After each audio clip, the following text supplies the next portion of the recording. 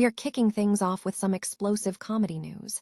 Pete Davidson absolutely dropped a jaw-dropping beef joke aimed squarely at Kanye West during the roast of Kevin Hart.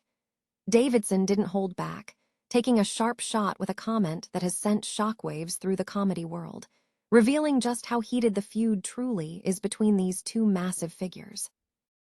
Here's a simple way to protect your phone without stress. This ALAN 3-pack comes with tempered glass screen protectors, camera lens protectors, and an installation frame for an easier, cleaner fit. It's clear, case-friendly, and built to help guard against scratches and everyday bumps. Check the link in the comments to get it on Amazon.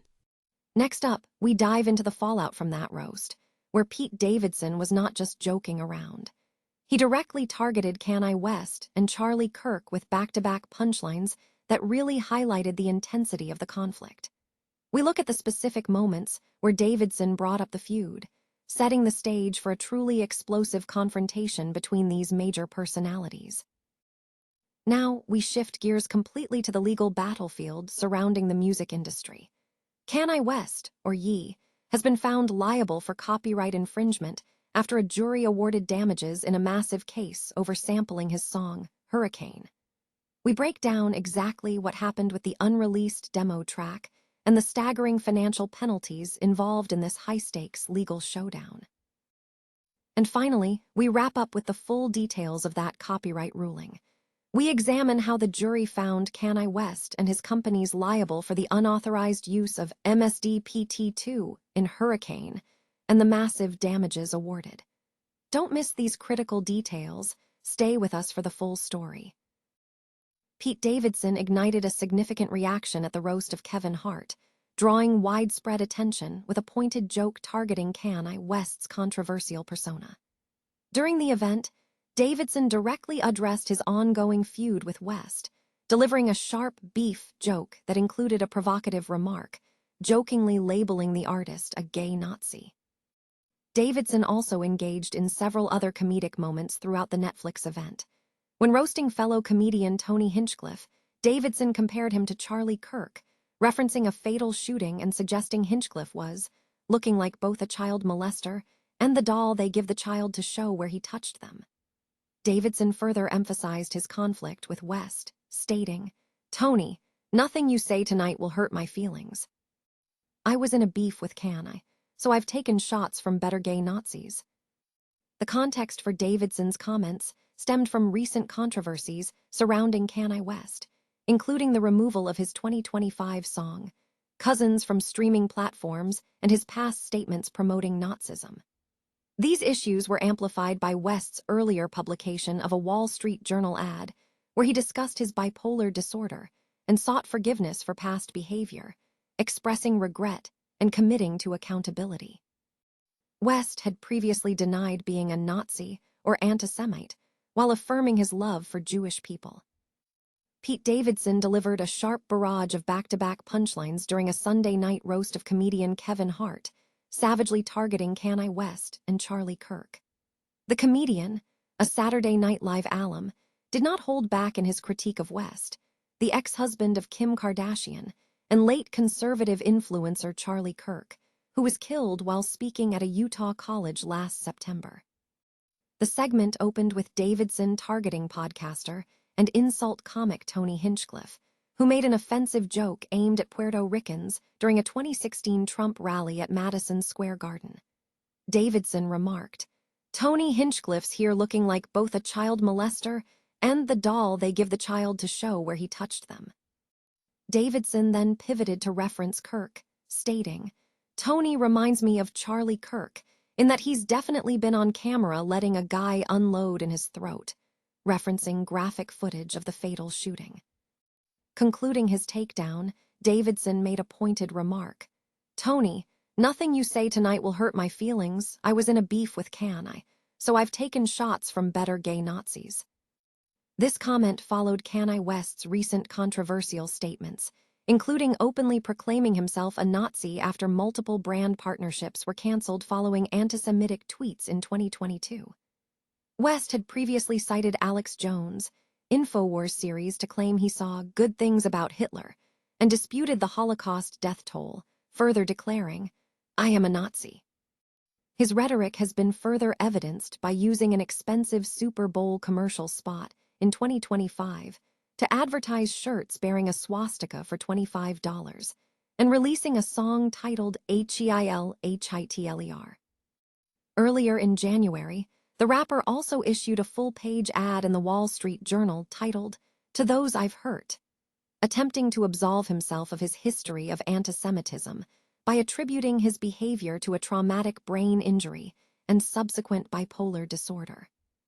Despite the apology, the rapper faced repercussions, including the United Kingdom refusing to issue him a visa for an April music festival, with shows in France and Poland also being cancelled due to his history of anti-Semitic comments.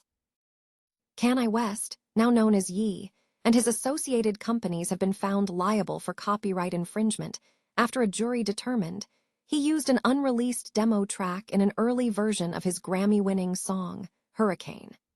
The infringement stemmed from sampling a 1-minute instrumental track titled MSDPT2. The lawsuit resulted in significant financial penalties. He was found personally liable for $176,153, while his company, Yeezy LLC, was liable for the same amount. Additionally, his retail merchandising entities, Yeezy Supply and Mascot Holdings, were held responsible for $41,625 and $44,627, respectively.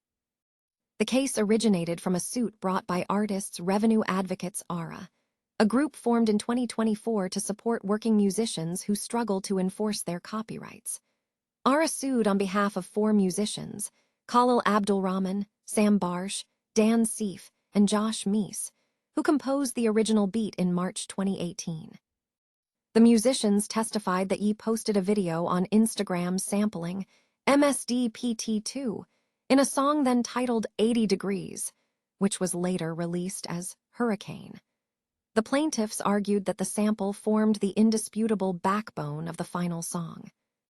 During the trial, the lead plaintiff's lawyer argued that there was no agreement, deal, or license for Ye to use the sample, asserting that the artists never met Ye and there was no implied or express permission.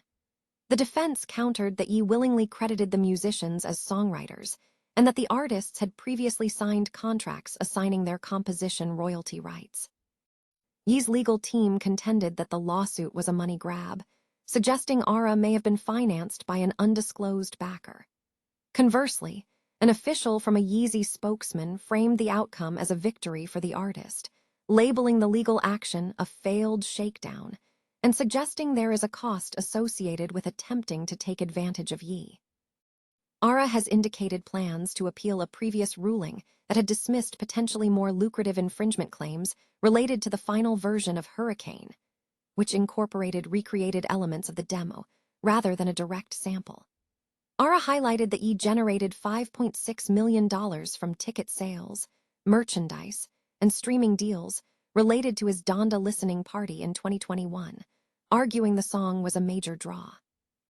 In a key testimony, the lead plaintiff's lawyer stated that the value of MSDPT2 lay in its initial use because the sample became permanently associated with Ye. The jury ultimately found liability against Ye and his companies, marking a notable legal outcome in the high-profile copyright dispute. A federal jury has found Kanye West, now known as Ye, and several affiliated companies liable for copyright infringement concerning his Grammy-winning song, Hurricane. The jury determined that Ye unlawfully used the musical work, MSDPT2, as the foundation for Hurricane. The case, Artist Revenue Advocates, LLC v. Kanye Omari West et al., focused on the unauthorized use of the sound recording during a public listening party on July 22, 2021, for his album Donda. The performance took place at Atlanta's Mercedes-Benz Stadium and was live-streamed to millions. The plaintiffs, representing original creators DJ Khalil, Sam Barsh, Dan Seif, and Josh Meese, successfully argued that the work was used without the necessary license, clearance, or payment, despite the artists receiving songwriting credits. The jury found Ye and his business entities liable for copyright infringement. Ye and Yeezy LLC were each ordered to pay $176,153 in damages. Additional liability was assigned to Yeezy Supply LLC with $41,625 and Oxpaha Inc. with $44,627. The verdict followed pivotal testimony where Ye admitted under oath that he sang over the MSD PT2 recording during the Atlanta event and subsequently removed it from the final album version because it lacked clearance. The defense failed to persuade the jury that the use was protected by an implied license or that the event constituted a non-profitable marketing expense. As a result of the ruling, the defendants face a total requested damage award of $564,046, calculated from infringing profits derived from ticket sales, a $1.25 million Apple streaming deal, and related Yeezy merchandise sales.